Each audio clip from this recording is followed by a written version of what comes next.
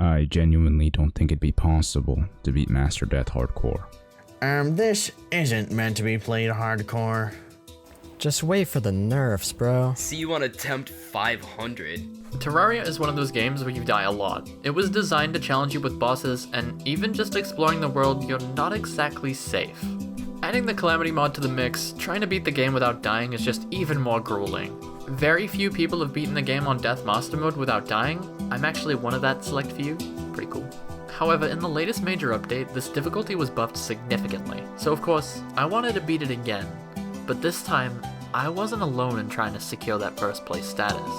This is the race to beat Death Master Hardcore. Enjoy.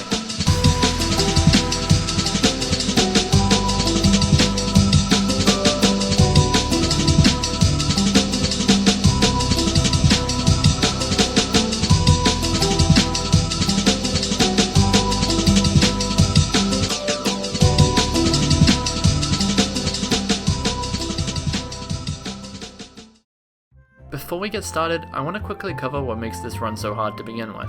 Let's start with Death Mode. This is the hardest baseline difficulty for Calamity. It makes enemies much more aggressive, increases the stats of enemies and bosses, it disables the nurse's healing entirely during boss fights, and it makes debuffs do 25% more damage to you. On top of this, it also overhauls the AI of every boss, making them much more deadly compared to vanilla. In the update, Master Mode was reworked to boost HP and damage of enemies less compared to the vanilla game, but it instead buffs vanilla bosses to a ridiculous degree, with some of the changes being absolutely absurd.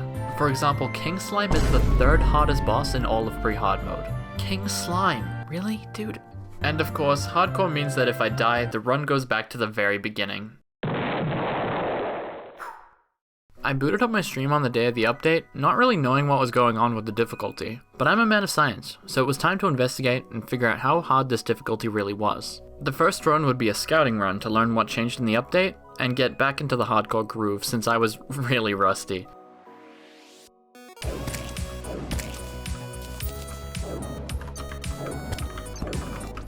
Bruh, why is the Slime Legion? Oh my goodness gracious, Dios mío! You know what? No. I'm not dying to that. Fuck you. I'm gonna be honest, this first attempt was really bad. I spent 6 hours on this attempt playing so slowly that even after those hours, I hadn't seen a single one of the new bosses. I completely failed at my attempt to scout, and I learned a total of 2 things. First, the Master Mode contact damage changes makes exploring a lot easier compared to last time I played this. Secondly, I found a new strategy to beat the Goblin army in case one spawned before I was prepared. If you're wondering how I died, I read a chat message and didn't pay attention to the fact that there was a swarm of bees that decided, you know what, let's rip this guy's body from his bones. So, unfortunate. While my chat grieved the loss of a life, I got back on my feet and continued walking. I've tread this path before. I've lost hundreds of runs in my time. What does it even matter if just another one fell? The only thing weighing on my mind was that I spent 6 hours of my life basically doing nothing. So this time I'd take a few risks to speed up that early game. I darted into the Crimson, digging along the side of the chasm to avoid any enemies, before bombing in to grab myself the Undertaker. I had a limited amount of shots to work with for the time being, but it could come in clutch when I really need it. Now, it was time to make a gambit. I would head underground and ban myself from returning to the surface until I have 400 HP and buy a pylon at the underworld. It's a risky move to make, but I'm confident that it'll set this run up for success if it works out.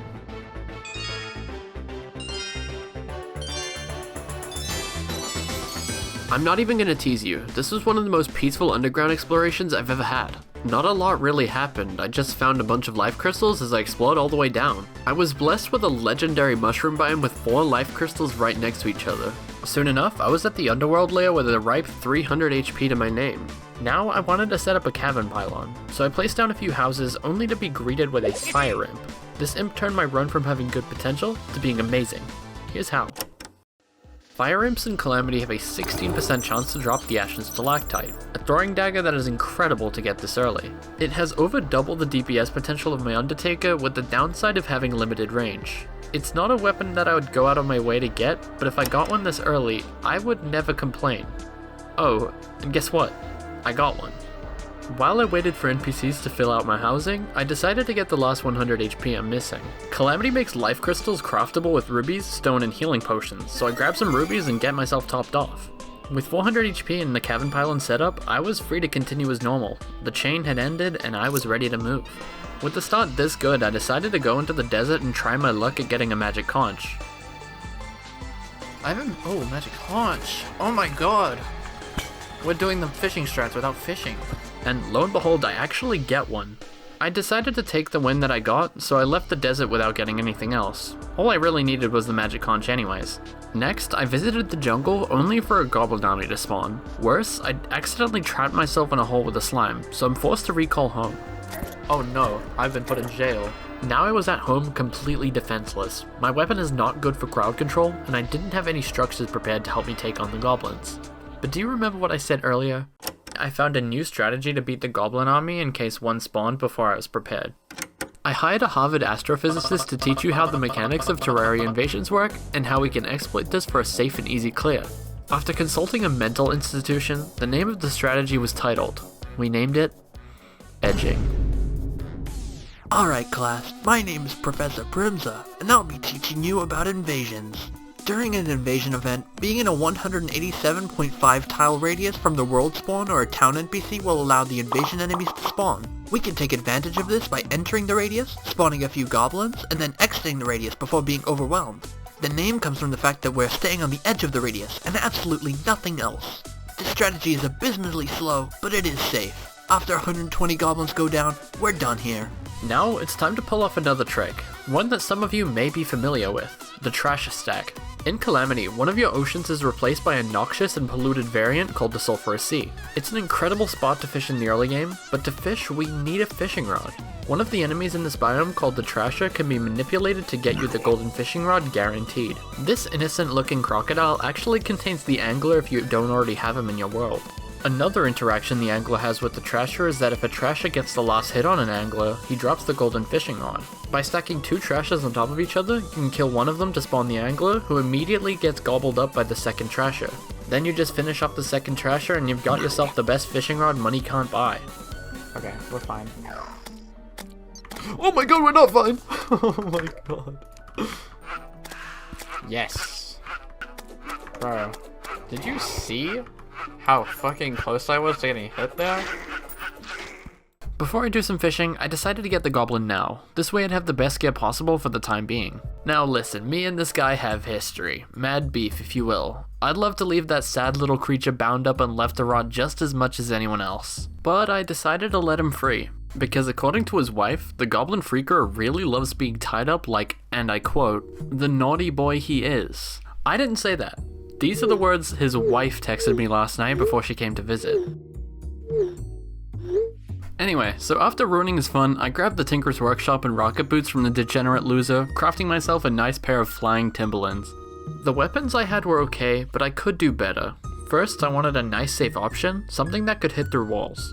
The Veering Wind is a perfect choice for this. It has amazing knockback, making regular enemies no issue at all. It did get nerfed in the update, so it's not quite at peak efficiency, but it's still more than strong enough. But there was a problem on the horizon, something I had never experienced before. I was slipping. I had been awake for 17 hours on only a few hours of sleep, and I did not want to fall asleep on stream. So I employed the only person I knew was qualified to keep me awake. This content creator might be the only other Terraria player I know who can actually outdo my level of insanity. This man is dedicated to his craft, and most of all, this man is dedicated to femboys. It's Yadis, bro, okay? It's Yadis, alright? I added him to the call so that he would keep me awake, and, you know, if something did happen, he would yell at me. Anyway, back to Veering Wind. The Veering Wind is an upgrade to the Frostbolt, so I need to get some Shiverthorn. This is a good time to harvest the other herbs that I need for potions down the road. I like that, bro. You're telling me you don't meow back to cats?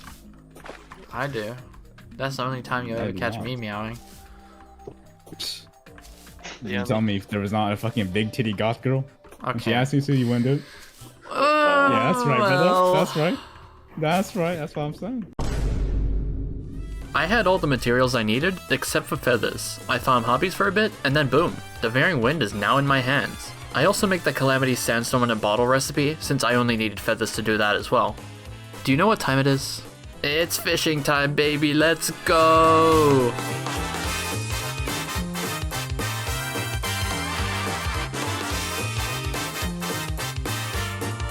I'm like, kind of uninterested in, oh my god. I'm just gonna go like here, and then left. Oh, I found it. It was exposed. Oh. Alright. Oh. Oh wait, the calculator works, yeah.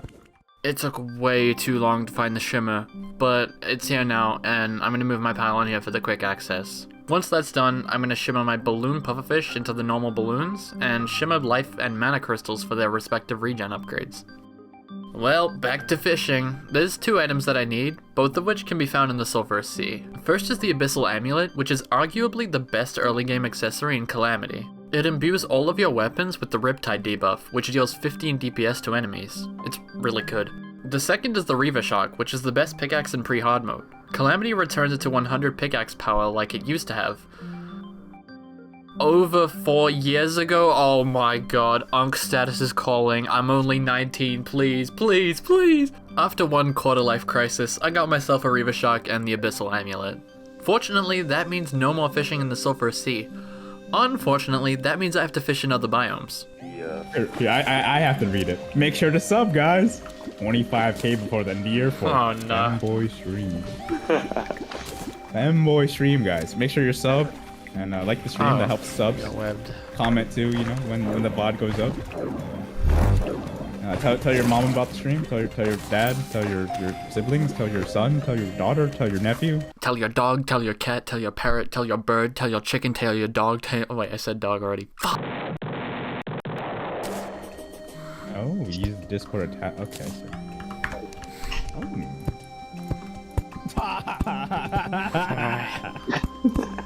That looks so fucking good. I make my buff potions in Arena, mine up Hellstone and Obsidian for the Molten set for the extra defense, before finally committing to the Mini Shock Flash Round combo. This early game weapon plus ammo combo is fantastic for all of the early game bosses, but against Desert Scourge, it performs like crazy. Enough stalling, let's do this.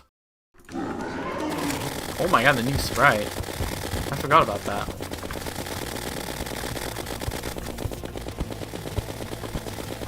I'm shredding. Holy fuck. Whoa.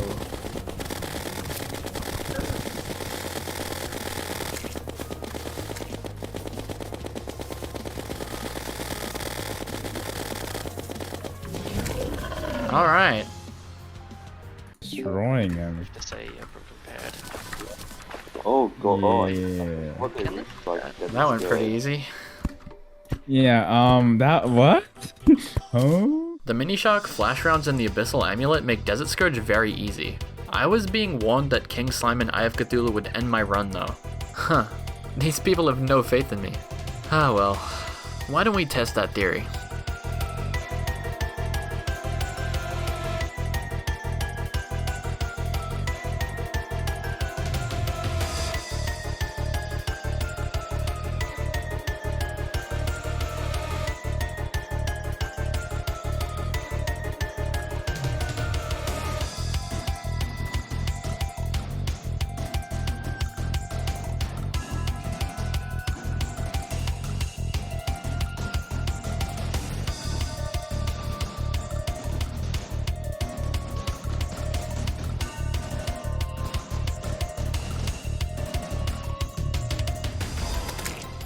Can't beat it, by the way. Can't beat it, by the way.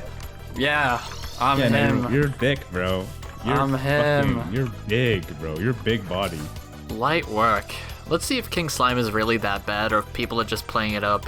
Alright.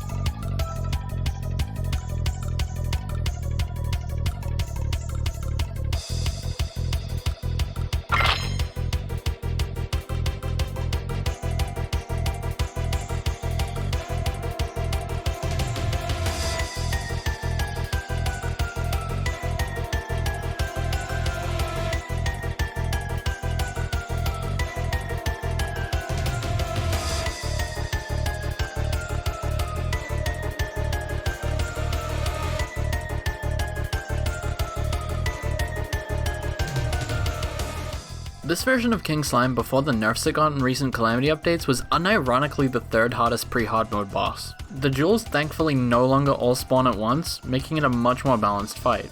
The next boss on the chopping block is Crabulon, but before that I clear out the acid rain to get the rusty beacon. This sentry fires out green waves that inflict radiation poisoning. These are insanely useful for Crabulon and the upcoming Brain of Cthulhu fight, as it does amazing damage to the minions. All this talk about the rusty beacon, but I forgot to place it down when fighting Crabulon.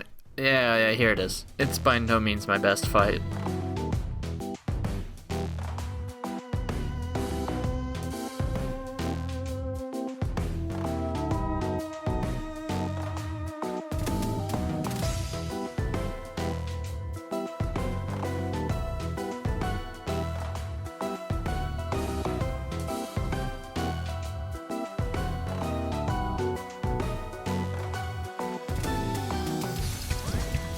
This shit is crazy. I didn't even... Bro, I forgot to use the fucking Rusty. I'm so dumb. How can I be this bad, but carry this fucking hard? Oh my god. You know what? You know what? No. I'm not happy with that. I'm doing that again. Fuck you.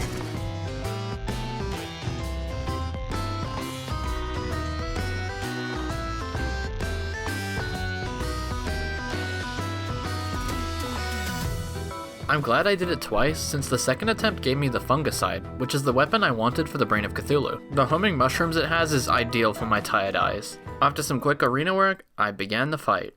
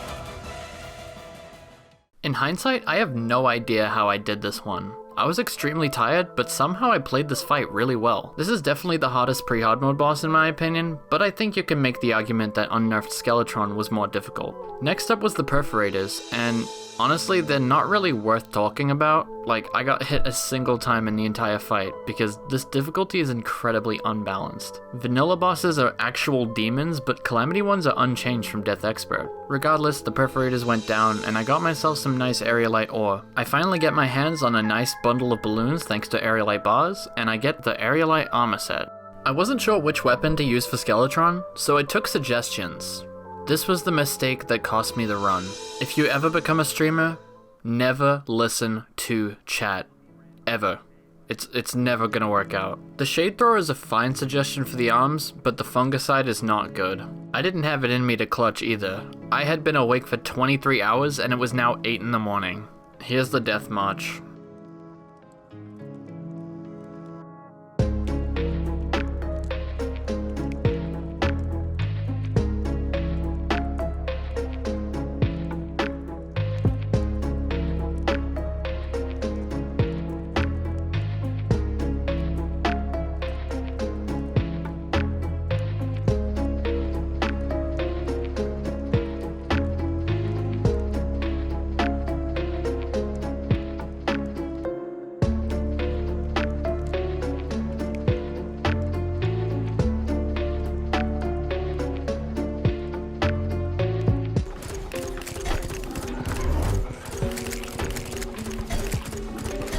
What the fuck is that?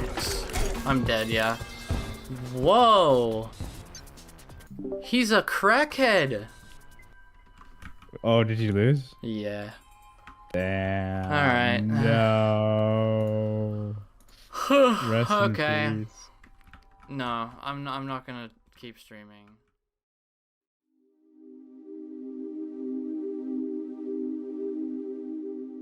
I began the next day. I knew someone was on my trail, so I wanted to get a lead so big that they would give up or see my dedication and quit right on the spot. I was rested and recovered, so that wouldn't be a problem, right?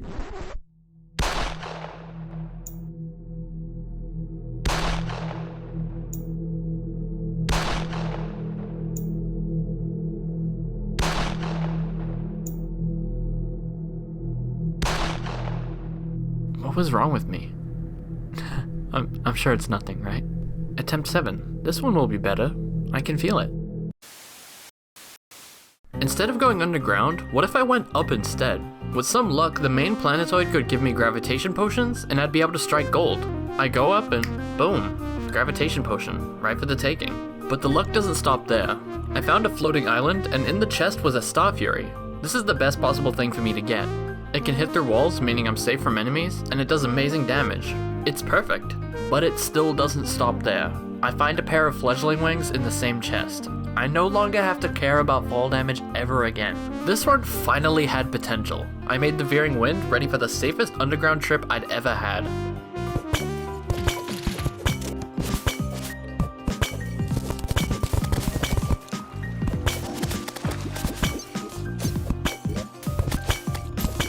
And I slowly got geared up, having an incredible loadout ready, a full bundle just waiting to be crafted as soon as possible. After mining Hellstone, I realized I needed more for the Molten Fury and Hellfire arrows that I really wanted for the Eye of Cthulhu, so I went back to the underground and...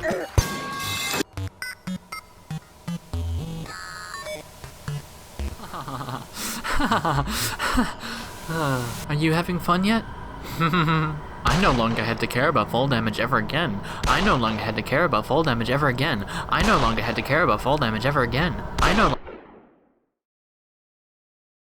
So, what happened?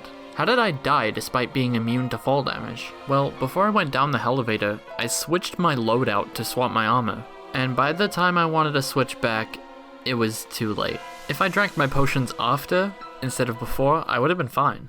It really only takes one mistake to lose your run. But do you want to know what a bigger mistake than that is? It's giving up. This was never meant to be a smooth story where nothing went wrong. It's about growing and getting better as time goes on. I'm not gonna lie to you, there were doubts. Why even try to be first? I got lucky last time. Quit while I'm ahead. My record will be overtaken soon enough. These were the thoughts running through my head at that moment. But I had to shut them up. Admitting defeat is losing twice in my mind. Every single day I'll make attempt after attempt until I have my bloodied and broken hands on that Calamitous relic, you understand me? I have to be the first. No matter how much I have to hurt myself just to get it, I'll do it. I don't care. It's worth it. I won't bore you with too many details, but attempt 11 was the first attempt since attempt 2 to make it out of the early game. Finally, I had a taste of a real run once more. Desert Scourge, Eye of Cthulhu, King Slime, same order as last time all three went down. I teared through Crabulon and the Perforators, skipping Brain of Cthulhu entirely. I decided Skeletron wasn't worth fighting, so I set my eyes on a new boss, the Slime God. I had a theory that this boss was insanely easy, so let's try it out.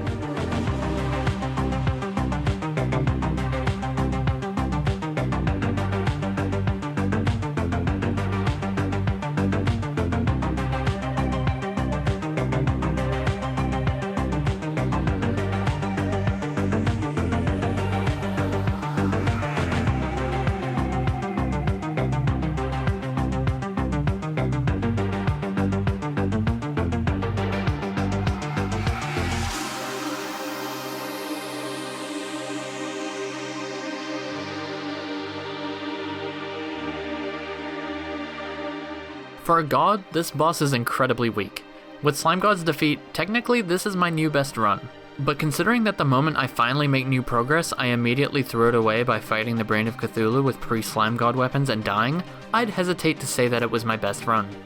Adding insult to injury, a new player joined the race, one that I actually see as a threat. Bone Reaper is what happens when you take a YouTube comment essay typer and they actually know what they're talking about. With over 7,000 hours in Calamity, more time spent studying the wiki than even I do, this guy basically has a PhD in terrariology. He already started a good run, and I don't want to be left behind. The next attempt, I made a shameful blunder in trying to get books for my Varying Wind, but I ended up in the dungeon, and yeah. Damn. Ah well, that didn't keep me up at night. But do you want to know what did? For the first time, I was no longer the record holder. While I foolishly fumbled 2 attempts, Bone Reaper not only caught up but overtook me, taking down the wall of flesh. I felt like I was being eaten alive. The seeds of doubt in my own mind bloomed like crazy. I was supposed to be the Calamity hardcore guy, yet it only took a hardcore newcomer a few attempts to catch up. Ah well. Attempt 13. Let's see if we can make something from this unlucky number.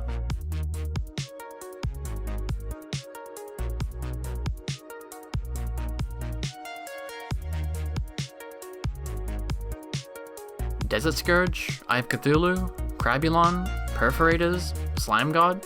I matched attempt 11. Now it was finally time to unleash the ace in my hand. I was holding onto the strategy just waiting for the right time to use it, and I think it's now. It's time to take revenge on Skeletron. What the heck, dude? Whoa, not you, you're fine. That Skeletron. This one, yep.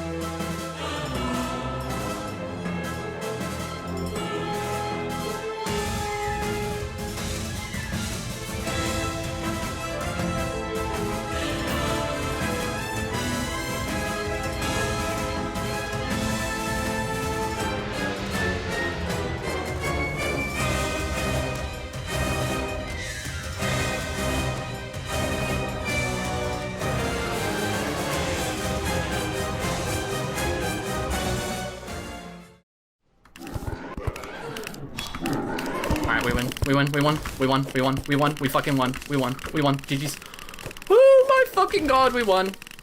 Yeah, so Skeletron Day mode is something. The skulls don't even one-shot you, only the head does. It's a guaranteed win as long as your eyes are on the screen. GG's man, good fight. All that remained was a single boss to tie the record. None other than the Wall of Flesh. You don't want to see me build my arena, so I'll just skip right to the fight for you. Okay, we're about to go. Shit. Yes. Wait. No. Damn it.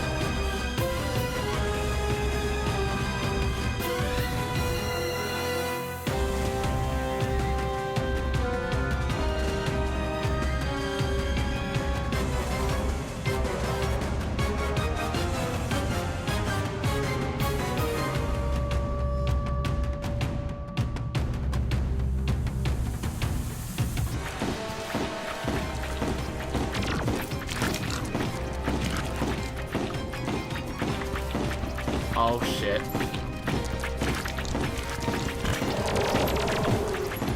Uh-oh.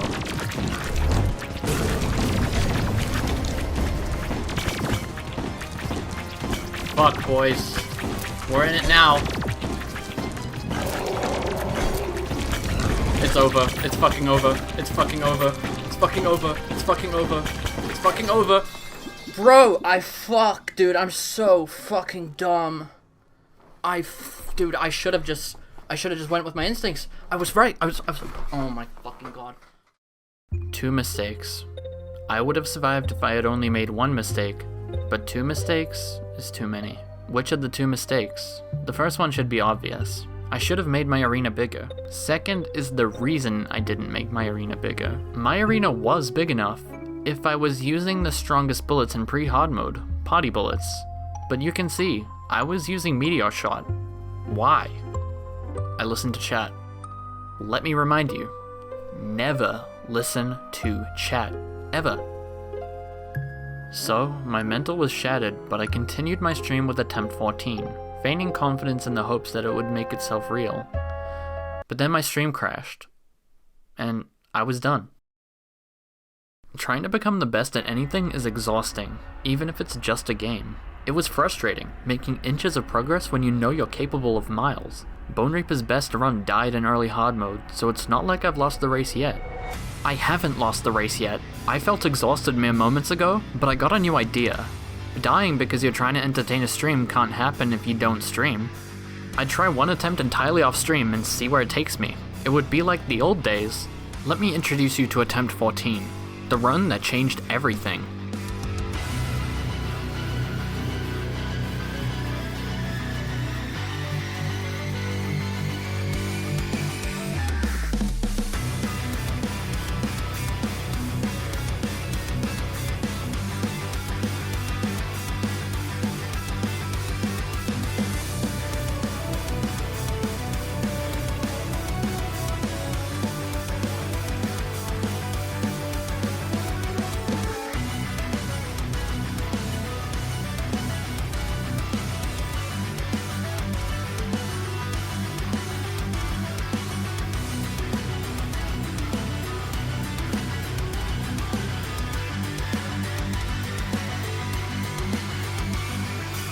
Breathe. You know what got you here. The doubts can fade away now. Let them rest. You've weathered the storm so far, and there's no turning back now.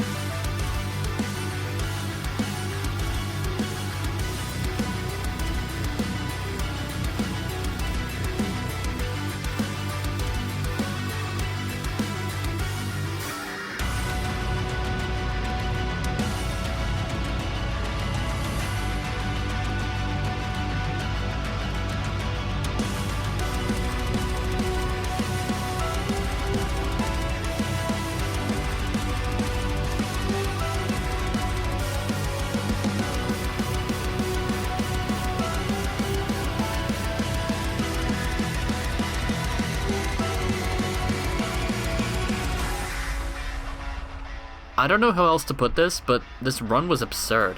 I was so locked in that I was playing all night, dying here at 5 in the morning. I won't go into details of this attempt because I've refined the strategy since, but Wall of Flesh to Providence. My mental block was cleared. Bone Reaper was showing signs of inactivity at this point, but that doesn't mean the race was over. I had exactly 7 days before finals week, and if I didn't beat it by then, it was basically lost. It's a race against time now. With a run like that, it was in my grasp. The next run was attempt number 15, and I promise you, this run will... Oh well, happens to the best of us. Yeah, here's attempt 16. The first thing I do is make some nice honest $2,000 a week real estate. After attempt 14, I realized that no fancy air strats even make any sense. All I really need to do is stick to my fundamentals, so underground I went.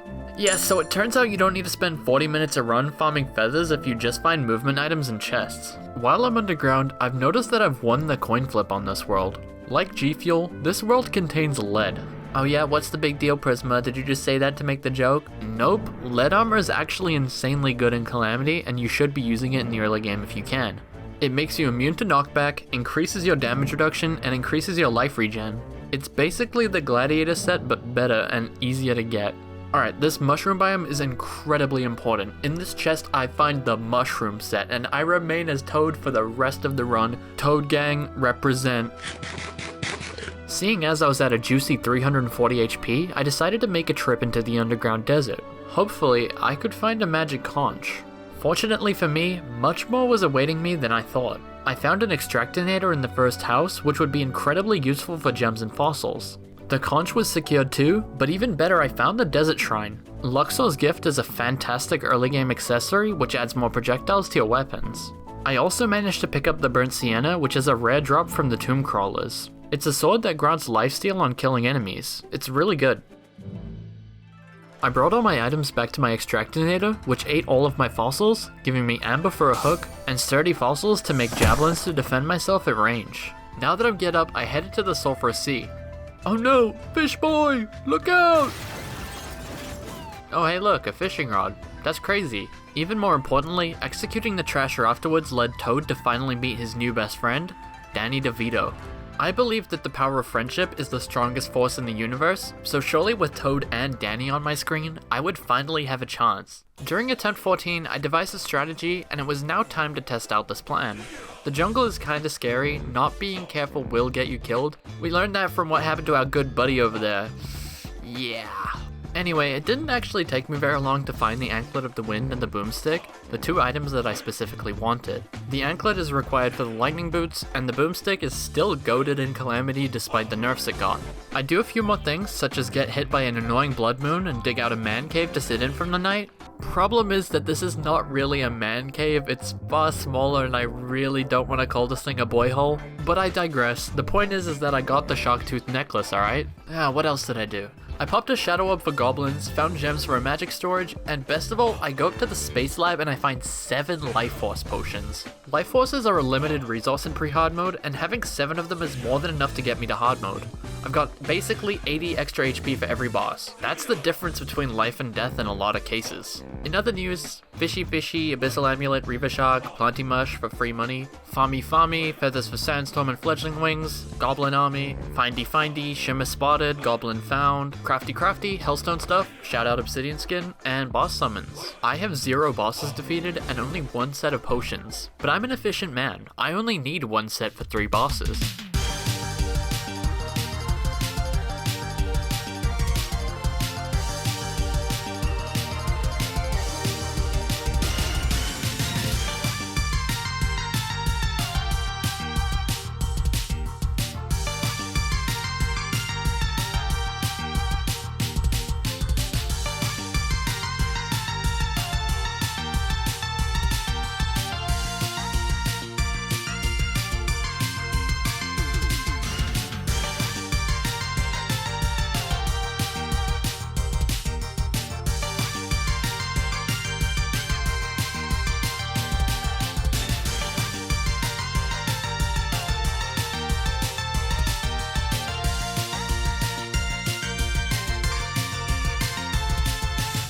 It took me very little effort to fold the eyeball, and it took negative effort for Desert Scourge. But the third boss is where it gets interesting. Next up is the Slime God. Yeah, so my theory that he is easy is so true and real that I decided to cut out all the other pre-hard mode crap and go right to Slime God. Then I can just backwards cleave through the other bosses to get all the stuff that I need.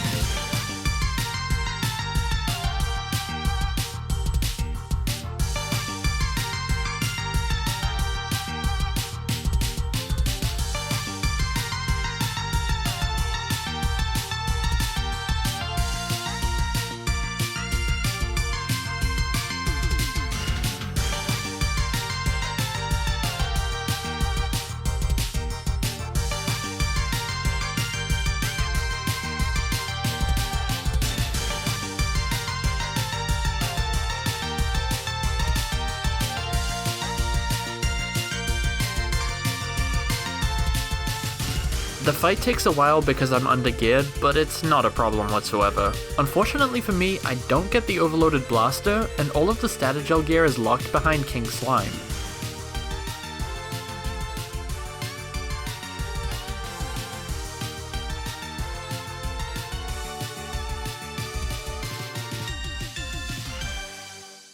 Notice how I easily handled Slime God but almost had my teeth twisted 90 degrees by King Slime?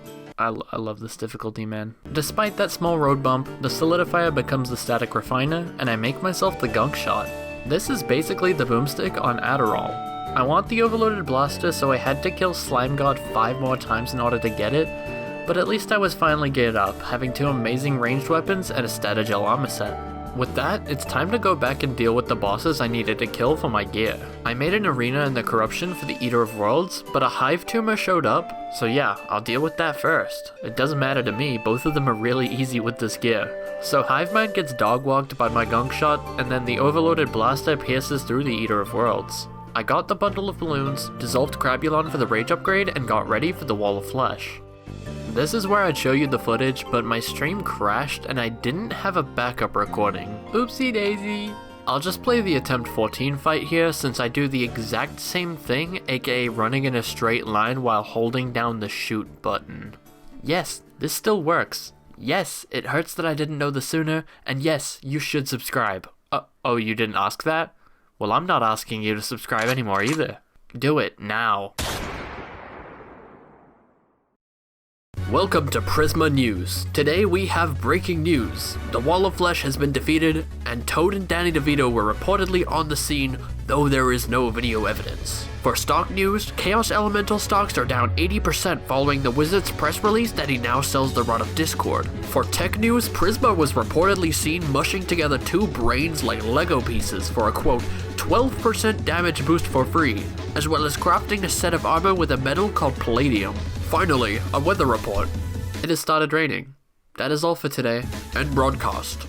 Since it was raining, I made my way to the space layer. With hard mode, I could actually get myself a pair of wings. The reason I waited for the rain was to get a cloud elemental. Am I trying to kill her for the summon? Unfortunately, we're not here for girl power. It's the Storm Saber I'm trying to get. This sword is insanely strong. It's got good damage and good homing. Normally you only get good damage or good homing, but this one has both. Now that I had my new sword and Souls of Flight, I needed to choose which pair of wings I wanted to make. The choice was obvious. One set was well ahead of the other 2. The fairy wings are easily the best pick for me. Easy to get, and in Calamity you get an extra 60 max HP for free, with absolutely no downsides. So it's both the easiest to get and the best. It's perfect. Listen up, because there has been a lot of misinformation from certain sources on the internet regarding these wings. One source that will go unnamed has reported that fairy wings are the most masculine wings in Terraria, which is blatantly false. The truth is that fairy wings are incredibly feminine. I know, it's a tough pill to swallow. That does not mean wearing these makes you less of a man. Heh, butterfly wings are way more masculine anyway.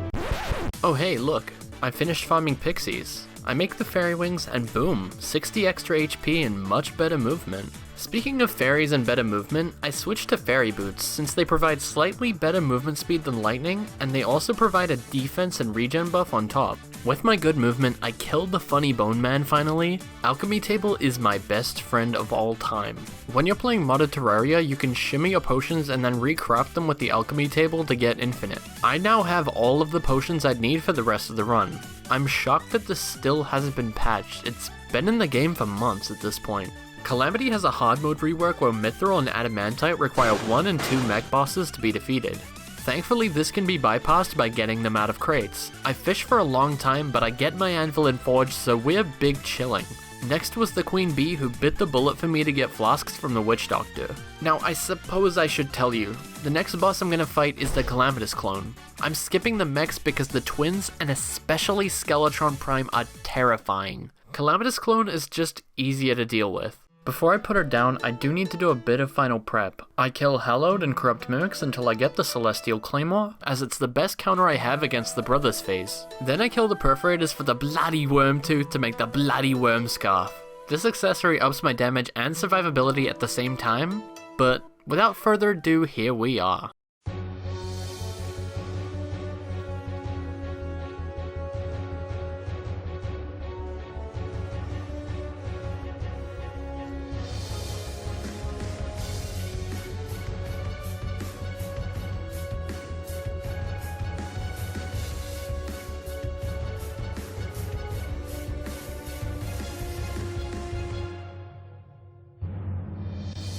The fight itself is fairly simple. Dodge the projectiles, whittle her down, dodge the bullet hell, bring out the brothers, and then claymore them with adrenaline. Fairly juicy damage, not gonna lie. Bring her down to Seeker phase, deal with that. Bullet hell 2 is a little more scary with the hell blast, but it's not a problem. Once that's done, she dashes for the rest of the fight, and you can just take her out pretty easily. After defeating her, I can use the ashes she drops to make the Brimlash. This sword is honestly pretty terrible, and I highly suggest not using it. There's plenty of way better options you can get by killing the mech bosses or killing Cryogen. So why make this weapon if it sucks? It does one thing very well, which is its DPS against targets that don't really move. The next boss I'm taking on is very sluggish, so the sword is actually pretty decent against it. Continuing this run's theme of doing things out of order, the next major boss I'm taking to the slaughterhouse is the Ravager. I make a trip into the jungle looking for Life Fruit and the Lizard Temple. If you're wondering, you don't need to kill the mech bosses in Calamity to get Life Fruit. It's unlocked as soon as you enter hard mode. As for the temple, just platforms, hammers, urine, you know, standard Hoik stuff. Right now, so Ravager's summoning item, the Death Whistle, requires Solar Tablet fragments and Lizard Bricks. Alarm bells are probably ringing in some people's heads at this. How do you get Lizard Bricks without a pick saw? Well, our solution is a new temple enemy in Calamity called the Boldor. This rolling rock drops the lizard bricks that we need. The tablet fragments are of course really easy to get, being in the temple chests. After a little farming, I've got enough bricks for the whistle, so I return home. I also use all of my life fruit at once, getting me to a crispy, succulent 660 max HP. Before I slay Ravager, I wanted to deal with Cryogen. The Cryonic Ore would be handy soon, so getting it out of the way is nice. It's also a great opportunity to show you exactly how unusable the Brimlash really is. I fought this boss twice. First with the Brimlash, which is a post-Calamitous clone sword, and second with the Storm Saber, which can be obtained at the outset of hard mode. The fight with the Brimlash took over a minute longer because this weapon just misses against bosses that move. Anyway, there's one more thing that I need to do, and that's free Amidius from the Giant Clam, because I'll need him later. With everything out of the way, let's go back to what we came here to do. It's time to kill Super Meat Boy's dad.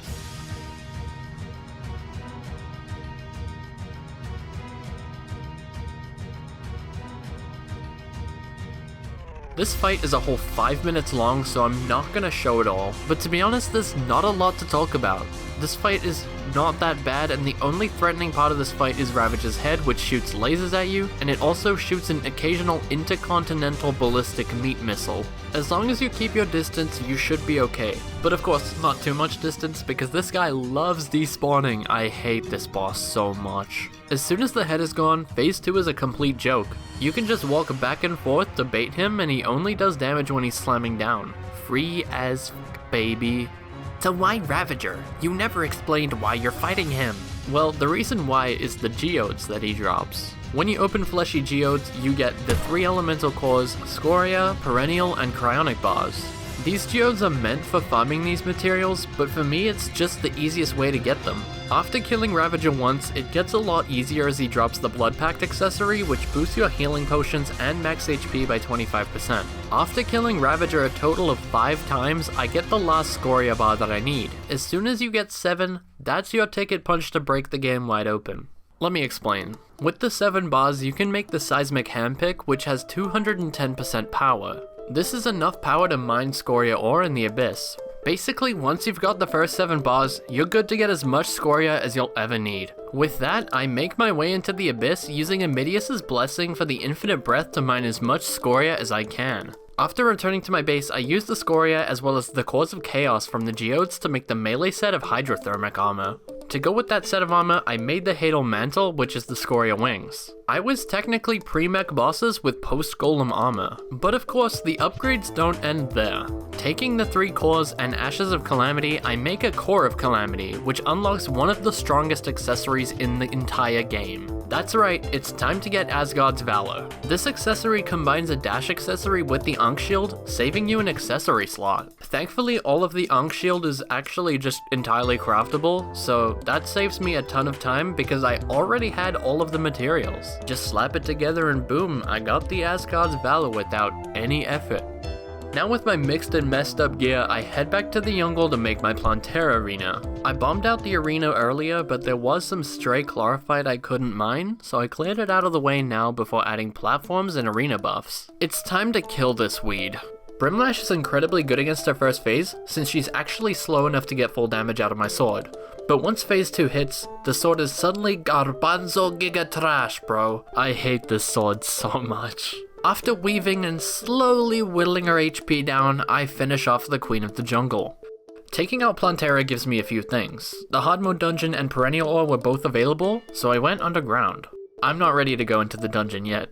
Mining perennial is an easy task, and with all of it mined, I'm no longer relying on killing meat men to get it. The other thing Plantera drops is the living shards that I need for the Stygian shield, which is one of the most overpowered weapons in the entire game. In all future runs, unless this thing is nerfed into the ground, I'm banning this thing. It's way too good. Holding the Stygian shield in your hand gives you 16 defense and immunity to knockback. The downside is that when you're holding it, you can't dash either. But let's face it, who cares about your dash when you have this? When you use this charge slam, you get 21 frames of invincibility. Basically, when you're doing the slam, you don't take damage. It truly is the most balanced weapon of all time. Like, what am I even meant to say? I literally turn my brain off when I'm fighting Skeleton Prime. This guy has 2 heads and he summons the other mech bosses. I just go bang, bang, bang, bang, and he's dead. He's dead. I don't even have to like try. I'm sure the twins will be harder, right? Like bang, bang, bang. Oh, never mind. At least for the Destroyer, I'm mainly sticking to the Brimlash because it has infinite pierce, so it also melts the Destroyer. Okay, the rare Brimlash W moment.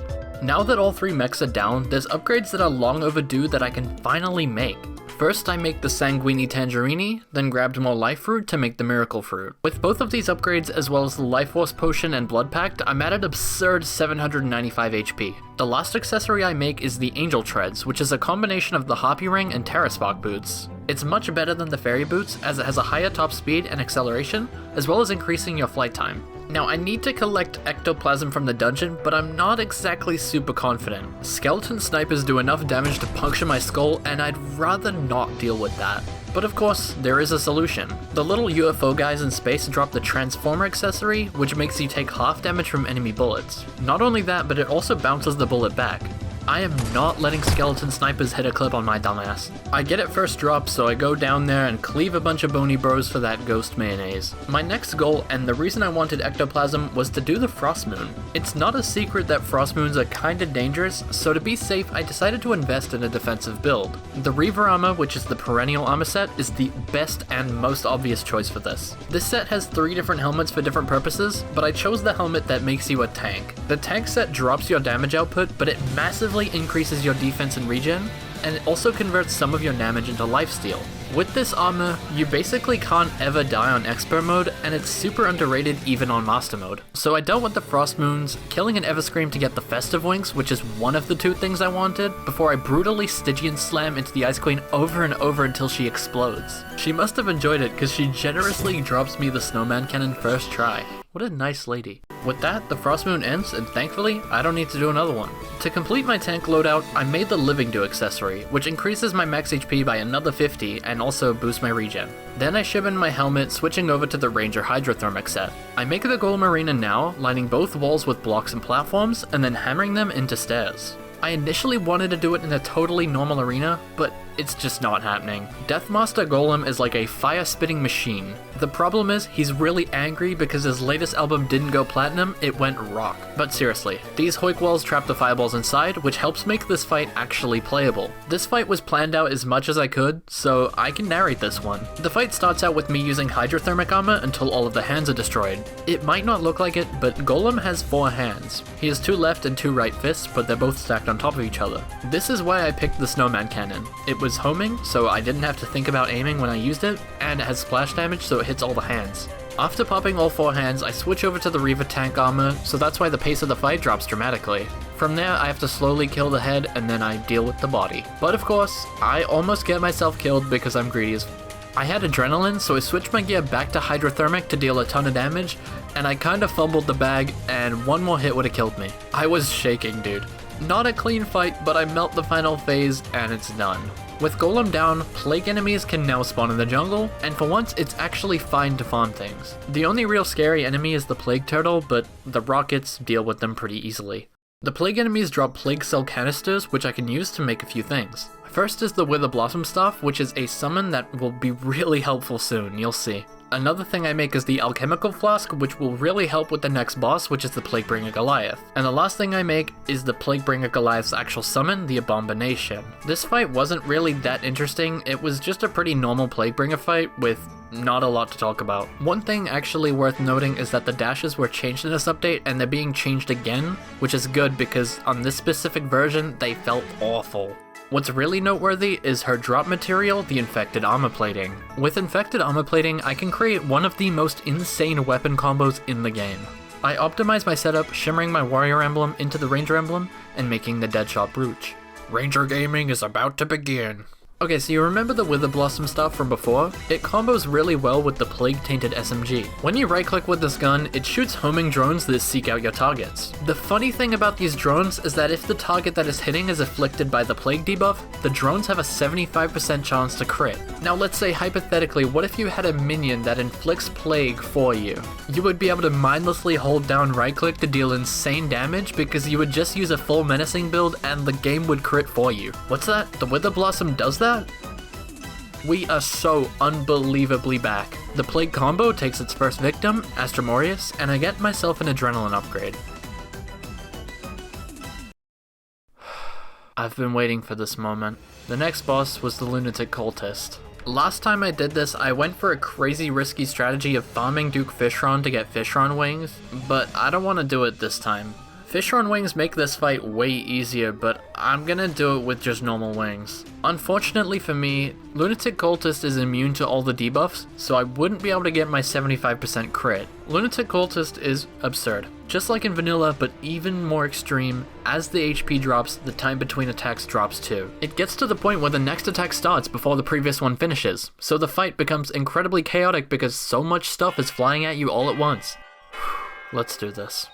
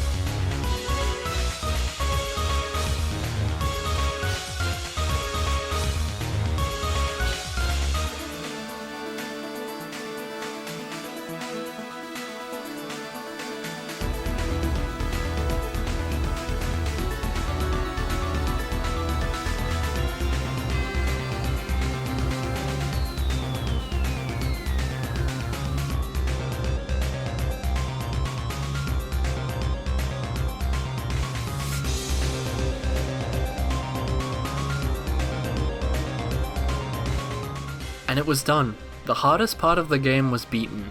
Ravager, Golem, and Lunatic Cultist were the 3 biggest problems, and I managed to deal with them all. It felt great. Looking back, I was struggling to breathe. I couldn't get anywhere, and the moment that I did, I only made 1 more boss worth of progress. Now I was through the hardest part of the game twice, and I had a much better plan this time. If this run fell, I'd lose the race. Finals week was less than 5 days away, and there's just not enough time to do everything again. Make no mistake, it's win or lose. With Lunatic Cultist down, I have the Ancient Manipulator, and of course the lunar events were now here. First things first, I make my living do into the Ambrosial Ampoule because I already had everything I needed. This has become one of my favorite accessories in the game. It's so good at keeping you alive. Alright, it's pillar time. First up was the Nebula Pillar, and remember when I said never listen to chat? I was being told to use Zen potions during the pillars, and I disagree. I used the Zerg potions and melted through the Nebula Pillar enemies like butter. Now, I only used the Zerg potion for the Nebula Pillar because I'm not that crazy. Next on the chopping block was the Stardust Pillar, and unfortunately Star Cells have an anti-cheat to stop you from farming them, so I had to do it the normal way. Regardless, it was no issue. Third was the Vortex Pillar, which went pretty normal. Aside from this new enemy called Queen Bee that spawned, it was like a really hard fight, but I still managed to win. The final pillar was the Solar Pillar, which was no problem at all. Plague Tainted SMG is just too overpowered, I guess. The reflecting guys can't even reflect drones. After taking out the pillars, I decided to prepare for Moonlord. Nah, just kidding. No, I didn't. Moonlord is a moon fraud.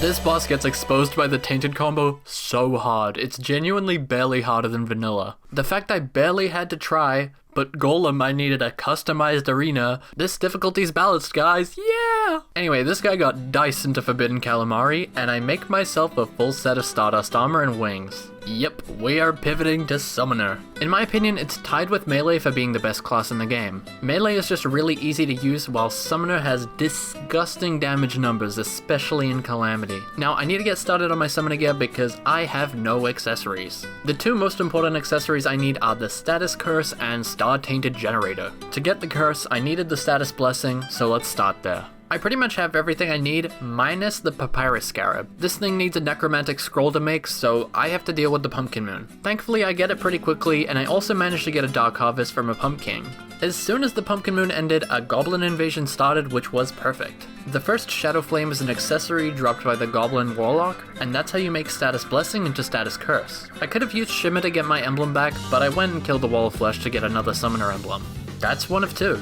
Unfortunately, the Star Tainted Generator requires a bit of farming. I farmed Ghost Bells for the Voltaic Jelly, which was easy. What wouldn't be easy is the Nuclear Fuel Rod. I had to kill the Aquatic Scourge, and it was really hard, guys. Nah, I'm kidding. The actual hard part was waiting for a Cragmaw Maya to spawn. I got one, and then it despawned, but it's fine. I got another one, and it dropped it. The third and final accessory I needed for the Star Tainted Generator was the Starbuster Core. Let's be honest, this is like the only reason anyone really goes into the Underground Astral. Seriously, this biome is so useless. Anyway, after drinking enough Zerg potions that a police officer found enemies spawning in my blood, I got the Starbuster Core, and thus the Star Tainted Generator.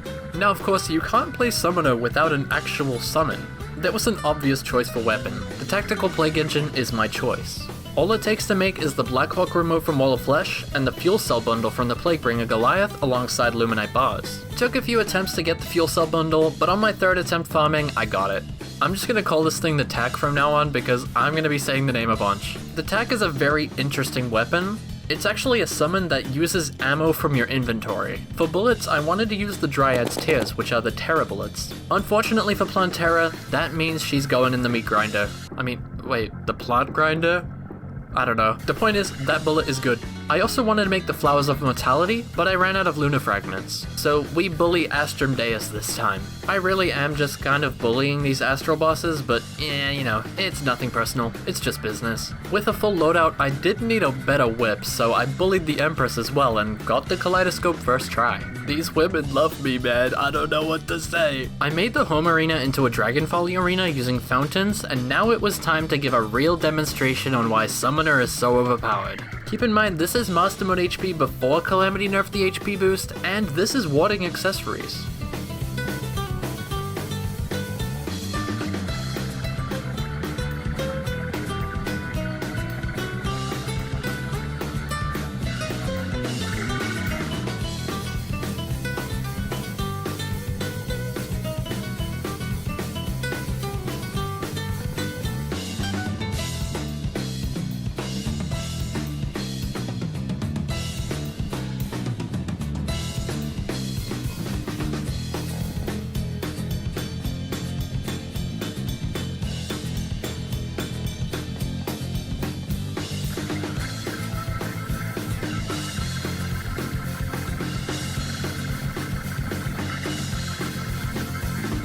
Melted. With Folly down, I got my final Rage upgrade and began farming the Hallow for Unholy Essence. The path to Providence was painted in golden light. I made the Profaned Shard. Using the Profaned Shard, I summoned the Profane Guardians.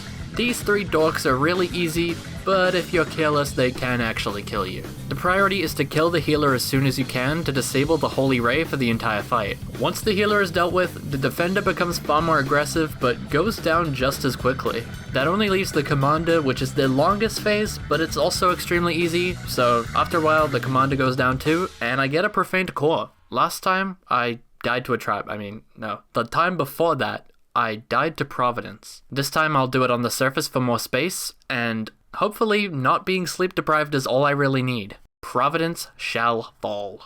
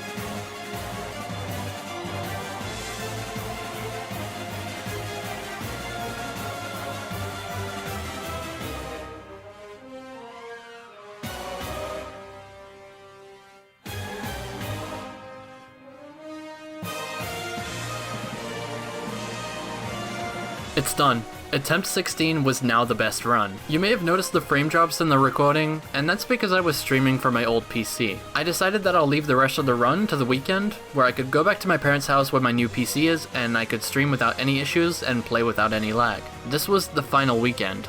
After this point was finals week, and I'm not failing uni just for a stupid Terraria race, let's be honest. I had 3 days to prepare. I started by making a spreadsheet detailing the exact builds I wanted for every boss for the rest of the game, along with specific notes for everything. I didn't want to miss a single piece of information. Then I got on the world and got as ready as I possibly could. With everything set up, I could just blitz through the rest of the game on stream. In my 3 hours of offline time, this is what I did to prepare.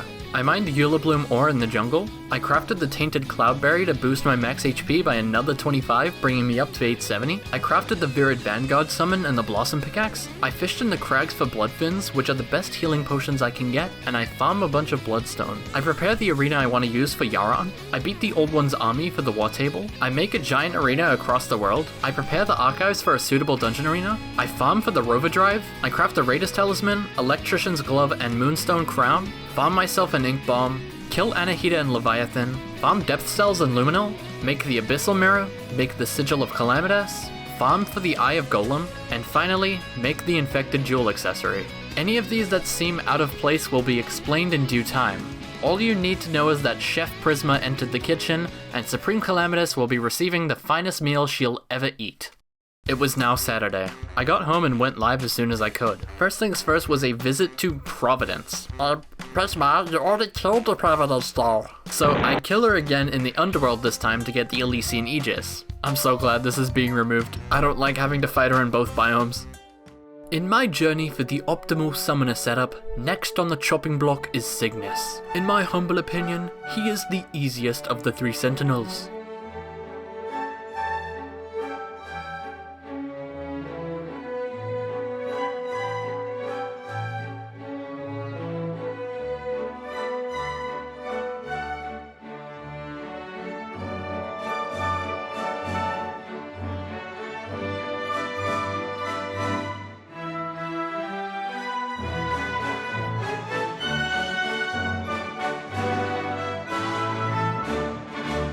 The fight goes pretty smoothly, and I finally put an end to the Cygnus himself. I used the Twisting Nether to upgrade my Stardust Dragon Staff into Tenryu, the King of Constellations. This is why I killed the Great Sandshark, since the recipe requires the Dark and Light Shard. With Tenryu at hand, my next target was Stormweaver, the 2nd Sentinel.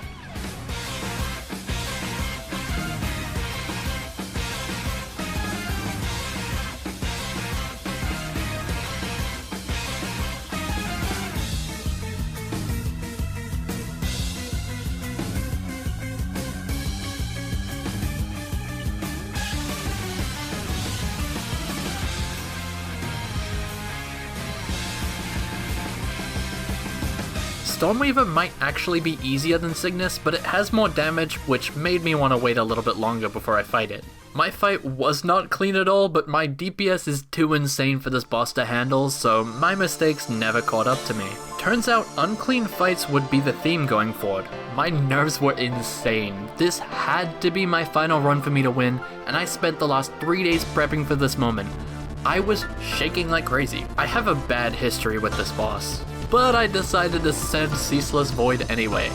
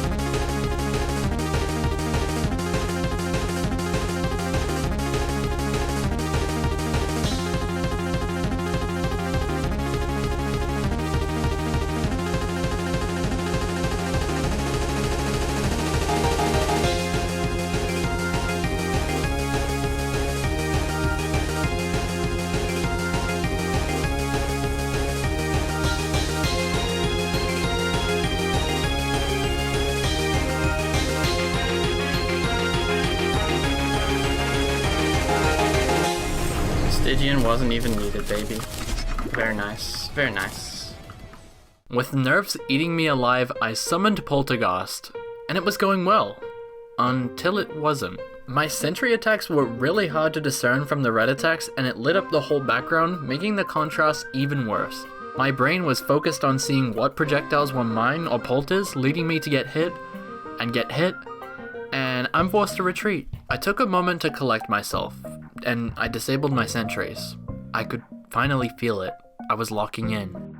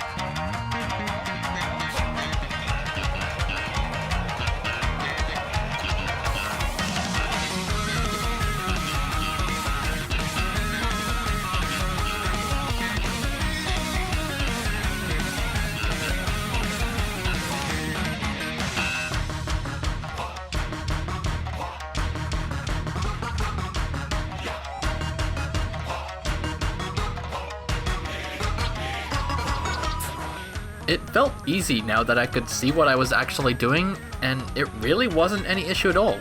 My confidence was returning. Now, I would be skipping the old Duke since he doesn't give anything I really want and the risk simply wasn't worth it. So that means the next boss is the Devourer of Gods. Now, you don't need me to tell you that this guy can be terrifying, especially in hardcore because his head has a proclivity to one-shot people. For Devourer of Gods, I would switch to the Mage class. I'm the #1 Mage hater, but of course, my DOG Mage build is still my best friend. For my Devourer weapon, I need to re-kill bosses for the materials. I kill Ceaseless Void 2 more times to get enough Dark Plasma. Alright, finally got enough. And then I kill Poltergeist twice more as well. Spinning wheel and Neanderthals at some point. I should not read chat when I'm fighting a boss. Oh, I'm so shy. I had everything to make the Dark Spark except the last prism, and I fought Moonlord over and over, and I started losing it mentally. Just give it to me, man. Just give it. Death. Not real. They removed it from the game, bro. They actually removed it from the game. They actually removed it. Last prism. I could just craft it with the trash bag, guys. I'll do one more, and then I craft it with the trash bag, guys.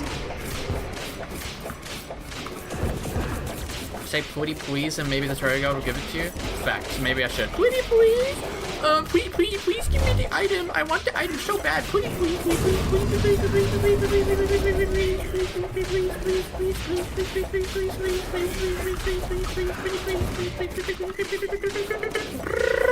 Why? Can I just kill him? Yes.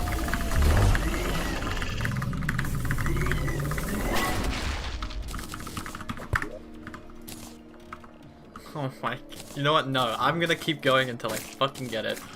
Pain, pain, pain, never stop gambling, never quit, never quit, never quit, never quit. 99% gamblers quit before they hit it big. Trust me, trust the process, never stop grinding. Oh my god, actually give it to me though. I actually do want it though, I do want it. Please, just a fucking crumb of that prismatic goodness, man, just god. Please. Please, please, please, please, please, please, please, please, please, please, please, please, please. Dude, I bet I'm annoying someone right now so much. Holy fuck, I bet. Bruh, of course I get fucking 2 of them. Of course, man. Thank you. Holy shit. Just.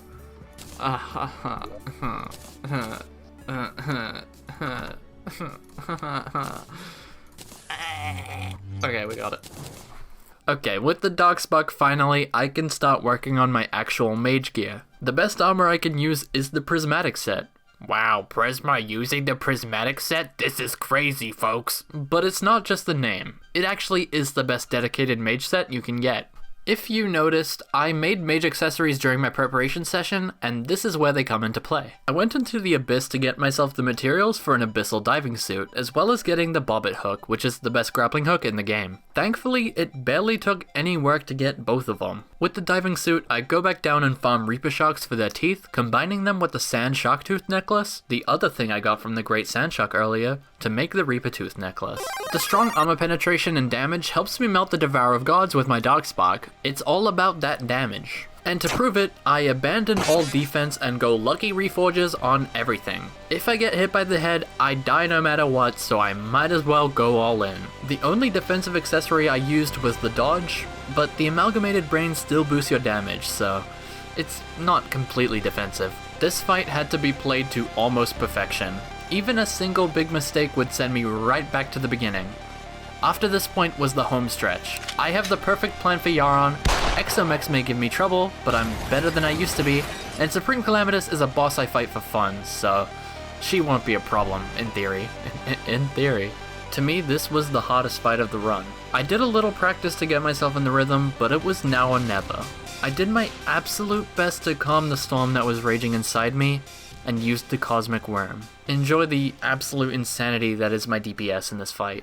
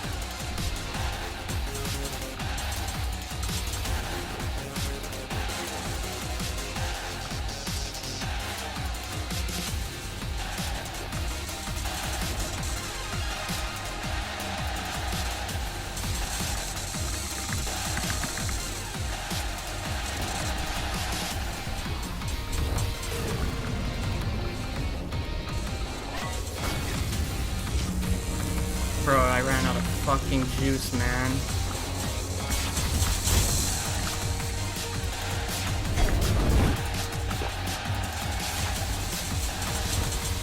Yes, we fucking did it, boys. Woo! Dude, my heart. Oh, my heart, man. Ow, my fucking heart, dude. Oh.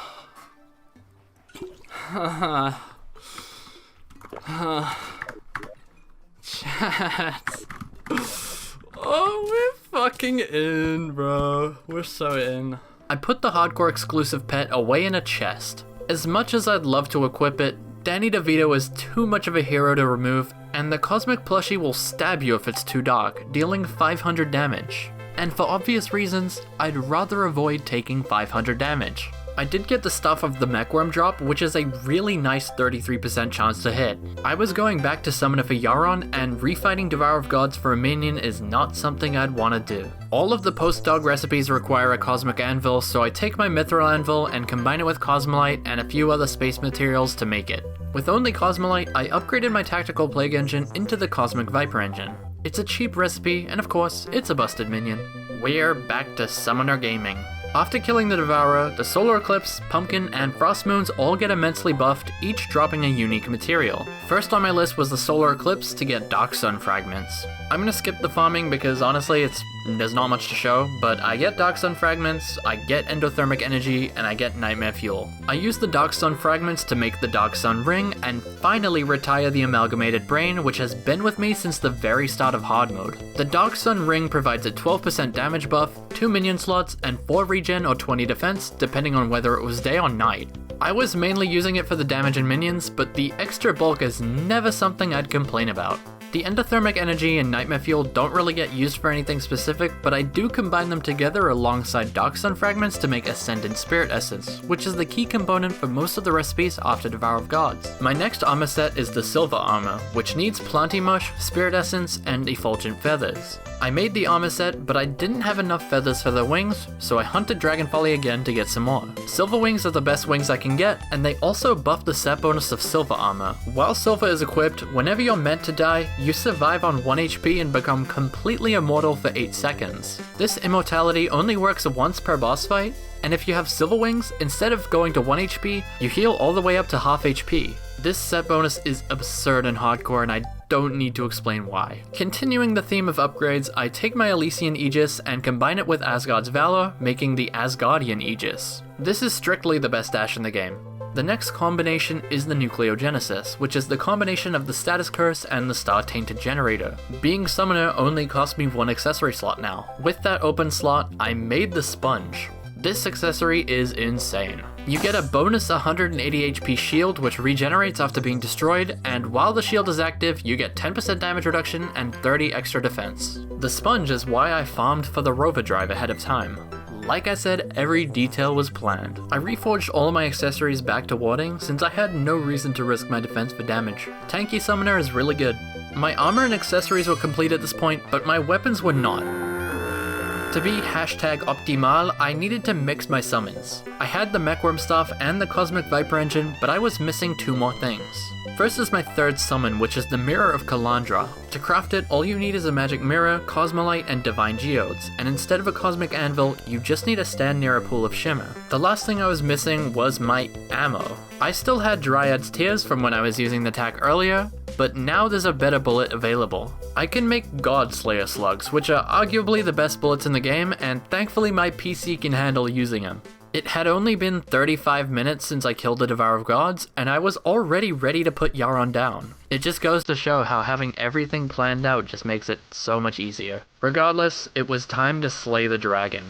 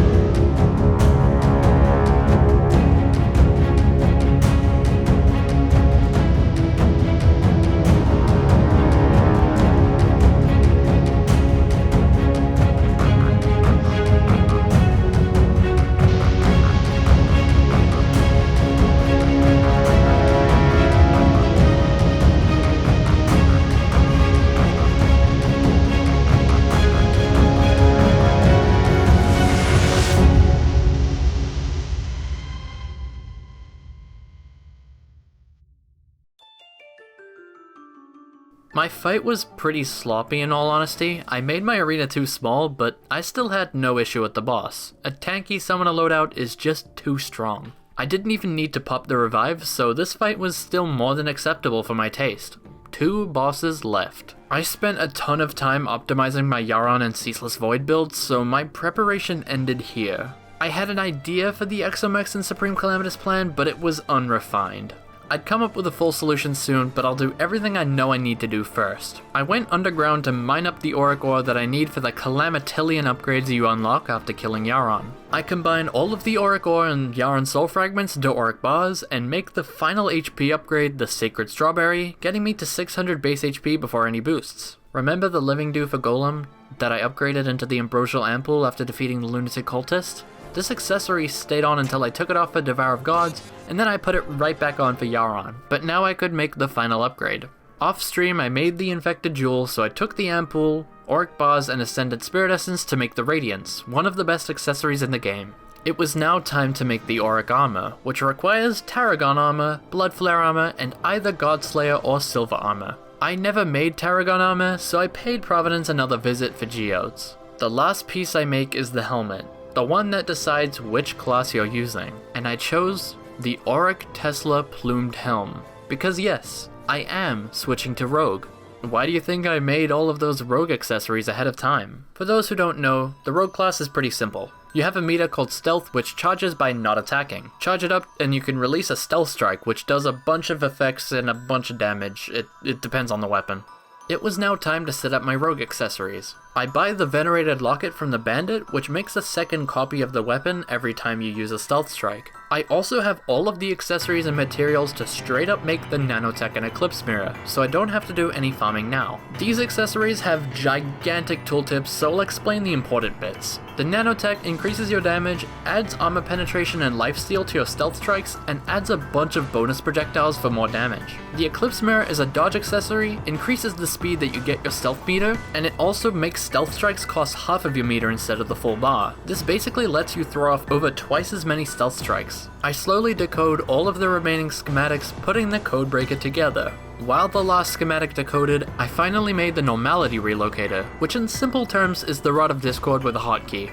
I don't plan to use it, but it can bail me out in a pinch. I had armor, I had accessories, but I did not have weapons. Well, actually I did have one. The Yaron bag gave me the Wrathwing, which is a really good rogue weapon, but I wasn't quite sure which weapons I wanted to use, so I decided to make some more.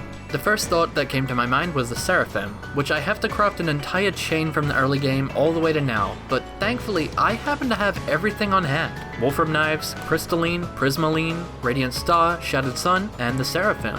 This is one of the rogue weapons that's better with spam instead of being stealth striked. The other weapon I craft is the Seared Pan, which has really good damage into Ares as long as you don't miss. After some testing, I realized that all three weapons were actually really good, so I'll use all three. The Seared Pan is my main DPS into Ares and the Exo Twins, Wrathwing is used to finish off the Exo Twins when they're low, and the Seraphim is an incredible Thanatos counter.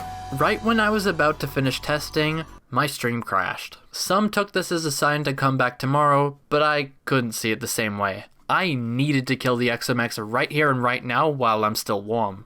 I wasn't taking no for an answer, so I booted up a second stream after my internet issues subsided, ready for the fight of my life. You see, Exomex was the only fight after DOG that I thought could actually kill me. I was clearly leagues better as a player than I used to be, but a slip-up could still kill me. After all, Deathmaster Exomex still do a ton of damage, but I had to prove myself. I had today and tomorrow to beat the game, or else it was over. Call it desperation, call it confidence, call it whatever you want. These machines were engineered to end everything I've built. My plan isn't rock solid anymore, and I didn't have the guidance of my own preparation and analysis. But when I don't have a plan, I can still make it through. Remember what I said before I killed Moonlord with ease? Fuck it, we ball.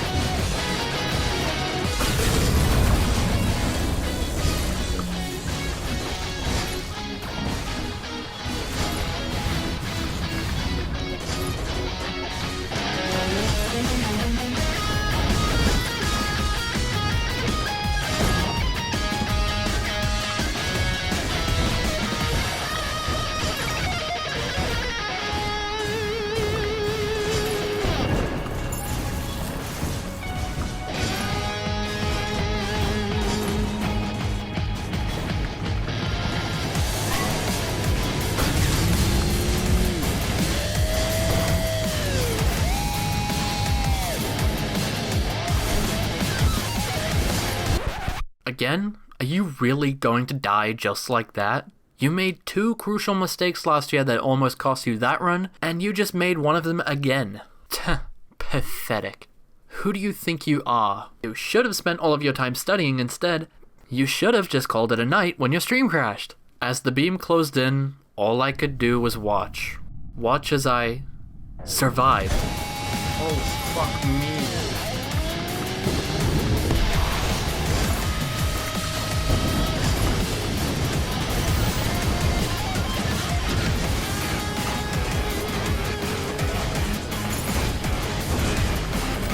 Holy shit, man. I could have fucking died.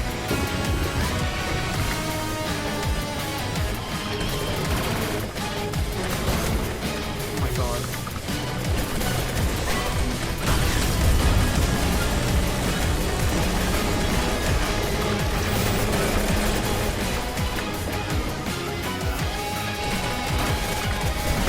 Oh my god. Goodbye, NPCs. Good fucking bye. The world will remember your fucking sacrifice. Ooh, boy! It's not a Prisma fucking Exomech fight if I don't fucking nearly die, is it? It's not a fucking real fight unless I almost die. Yes, bitch! Woo! That fight was a roller coaster, but I came out on top. One remained. All that remained was a duel worth everything. Supreme Calamitous was the final obstacle between myself and securing that glorious first in the world. Winning the race was everything to me at this point. You know the stakes. If I lose, all hope is gone. But I'd worry about that tomorrow. I made Drayden's Forge because I knew I'd need it, and from there I ended the stream. I decided on the weapon after the stream.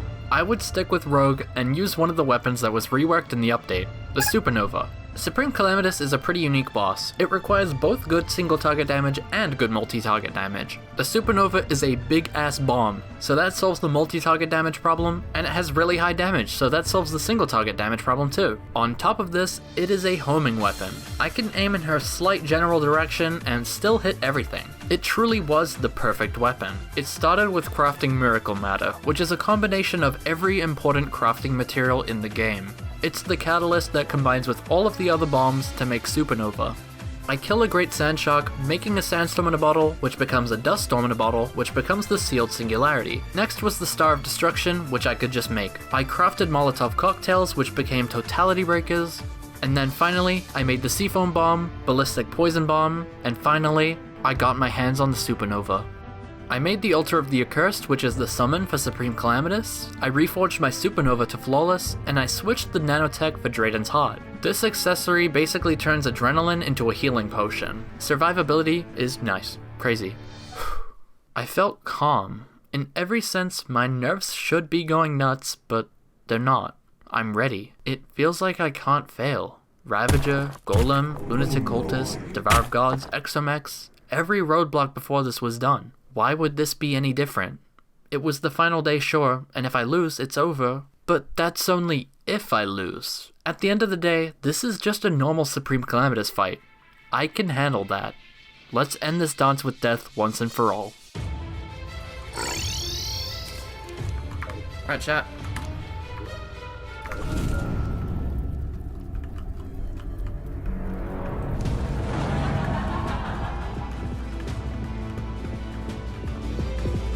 Everything has come to this fucking moment, boys. Tab the fuck over if you're not already, bro.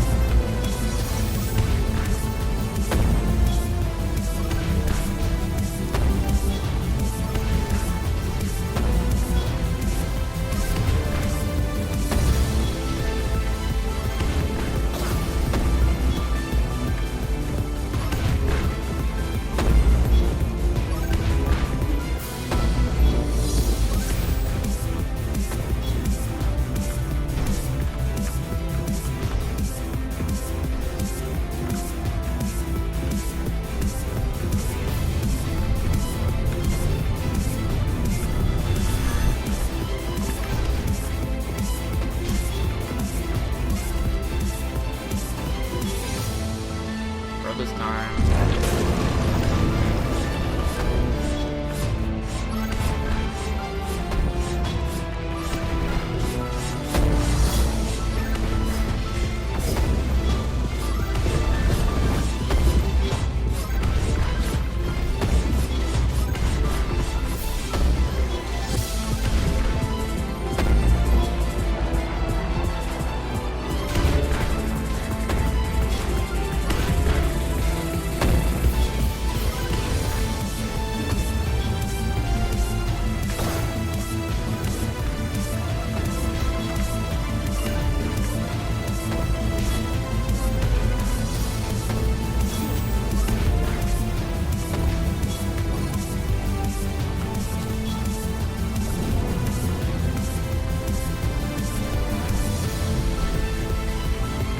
Good guys.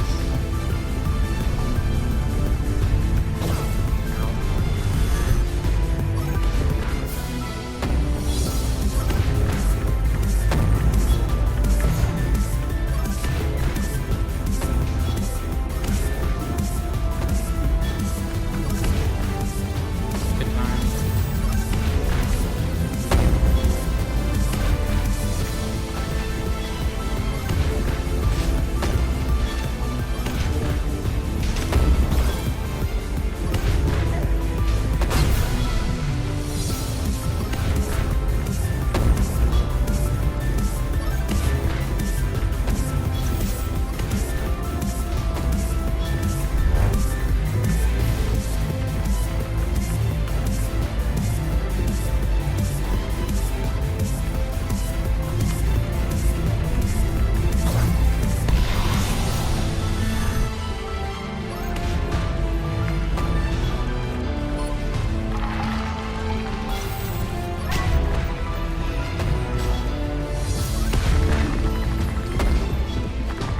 Please forgive me for using a teleport.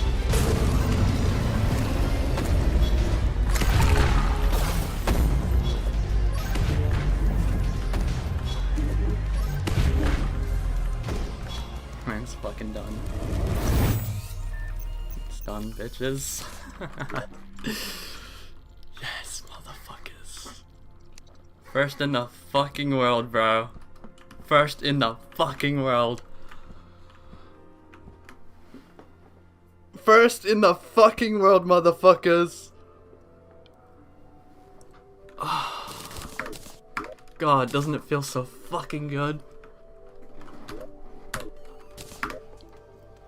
It's done. I actually did it despite all odds. Alright, thank you for watching this whole thing. Thank you to the supporters for being there when I was going through this. And thank you to Bone Reaper for pushing me to complete this run as quickly as I did. The race wasn't hostile or anything. It was all in good fun. I'm sure he'll be in the comments of this video somewhere, so go show some love. I want to keep making these long story style videos. They take a ton of effort and time to make. After all, I'm just one guy playing, scripting, editing all of these. So if you want to see more, you should subscribe so you don't miss the future content. I'm trying to hit 10k by the end of the year, and it might be possible with your help.